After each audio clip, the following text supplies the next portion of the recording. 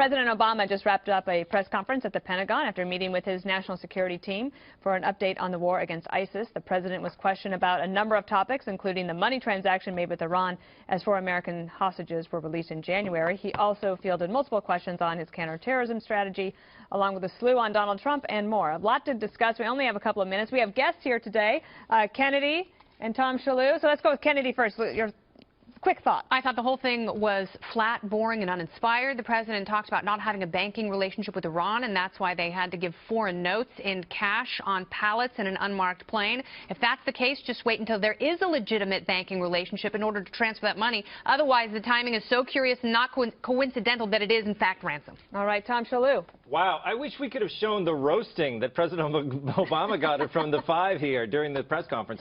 Obama used his silly Americans tone throughout the press conference. You know, the Can you do that imitation? Well, he said, what was it? It wasn't a secret. It wasn't a secret. You know, it was that kind of indignant tone. Like, we should all know what was going on. We've been very upfront about this. I got a question about press conferences. Could Hillary do one of these?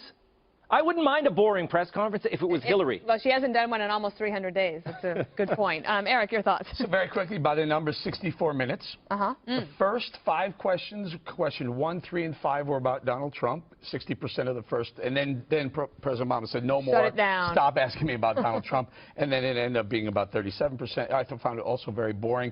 One question, only one question on the $400 million transfer to Iran. But the answer lasted 14 minutes. Right, but there was only one, nonetheless, and we were all looking for more. But I have some good news. I'll do a deep tease on this. O'Reilly tonight have Jay Solomon, who broke that story, and we're going to go digging deep into that exact topic. So boring. Juan, we have 1 minute. Your thoughts? The president's at the Pentagon, and I think the point of it was to say to the American people as he goes away on his vacation, he's paying attention to the terrorist threat. Now, this is very interesting to me because I think there are lots of people who argue that, in fact, given the spread of ISIS and ISIS ideology, I think there are now 18 places that they say they have operating centers. So what does the president say? Is he winning or is he losing? Someone's asked this specific question. You've been here 6 years. Are you frustrated? And he said he was.